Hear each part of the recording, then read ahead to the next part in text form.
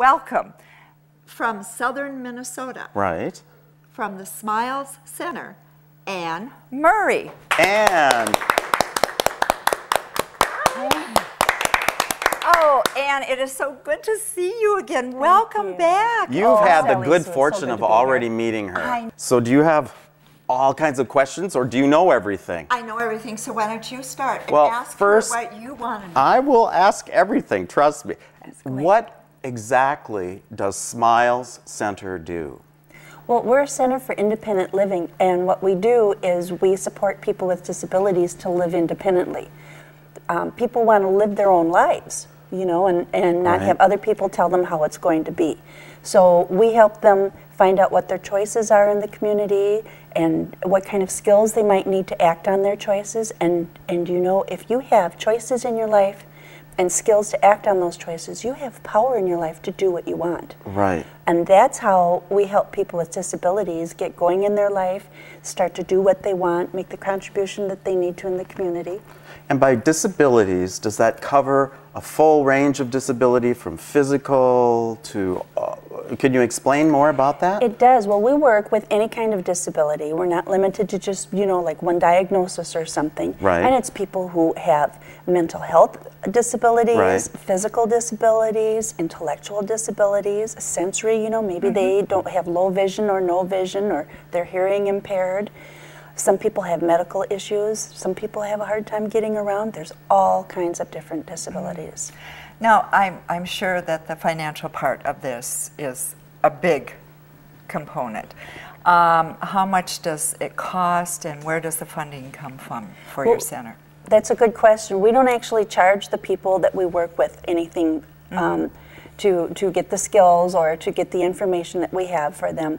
But we do, we apply for grants, for the competitive kinds of grants.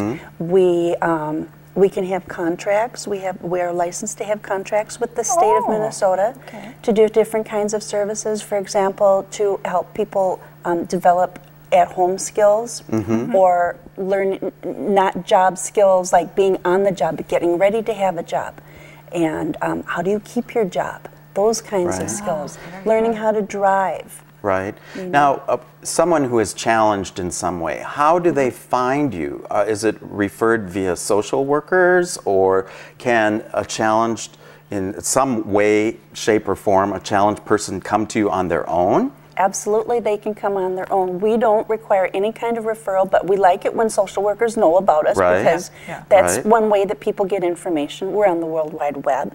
We have a Facebook page. Okay. Really? Yes, we do. And what is your website address? www.smilescil.org. It stands for Smiles Center for Independent Living.org. Okay. Yes. And you have locations in various communities in southern Minnesota. We do. We're in Fairmont, we're in Waseca, we're in New Ulm, and we're in Mankato. Before the show, you were telling us about your friends, your techie friends, Mike and Steve. Mike is a person who comes to Smiles and participates in a lot of Smiles events and activities. He water skis, he snow skis.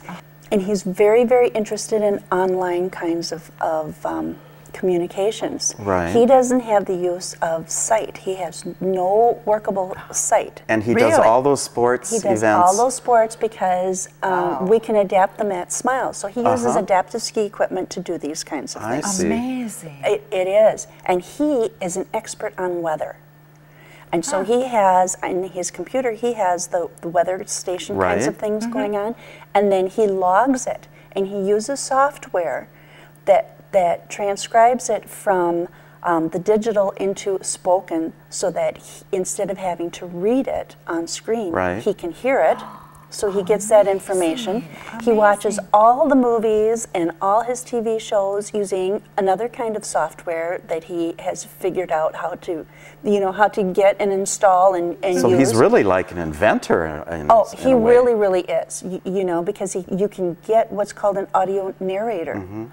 So while your movie scene is starting to build and that that background story is being shown to you. We're getting cues, you know, on our movies about, oh, the sun might be coming up, or there's a car speeding down the road.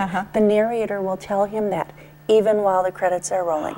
Wow. Oh. Yeah. You know, do any of the people who take part in your programs end up in one way or another helping other new people who come into the program? They really do. For example, Steve is a real inventor. And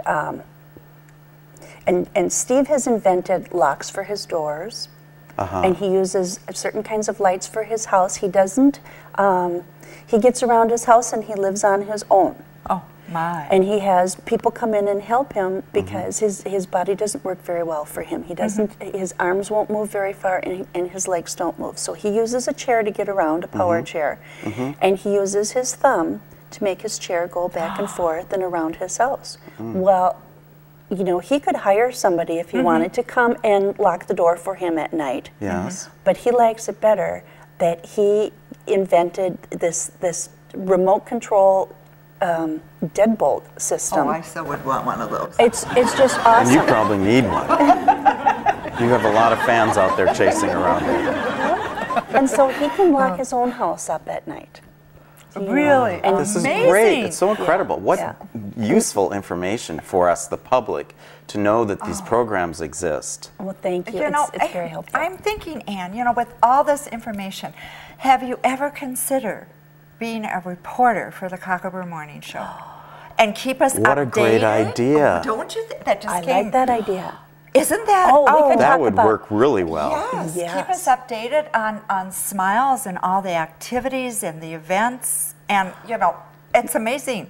Maybe I could bring some of my friends along. Oh, that would be let's wonderful. plan on NASCAR that. and hockey. Oh, yes. Bobby Okay, Ray yes. would love it. I'm Would he? speaking for him. If he's ever here. He's coming back. But no, let's plan on that. would We could do love a to. series. And with all of the people who work at Smiles, tell me more about the staff. Are they all trained in all facets of dealing with people who are challenged in any way with disabilities? Who's all on staff? Who's all on staff? Well, we have a big staff. Yeah. And they are very, very talented and I think very well trained. They specialize in different groups. We have specialists and we have trainers, and the trainers and the specialists work with people one-on-one to help them build their skills. The trainers go out and help people, you know, do their marketing. For example, if somebody is learning how to run their household and one of the things that they want to do is be able to cook supper for themselves, they might not know how to shop for those groceries. They might not know how to use the cookbook. Okay. You know, Right. they maybe haven't prepared more than one dish at the same time, so that supper all gets done at the same time. Yeah. So Yes. they go in and help folks do that, and then the specialist can also help them decide what they want to be working on, and they can help. The specialist can help the trainers figure out just exactly how are we going to teach this. And it was so great having you here today. Thank and you. I can't wait to see these upcoming reports that you're going to be doing for the show. I know, But thank you, all of you, our viewers, for watching another episode of the Cocklebur Morning Show, where we weed out the big stories not only in Sweet Swine County, but far beyond. Bye-bye. Bye.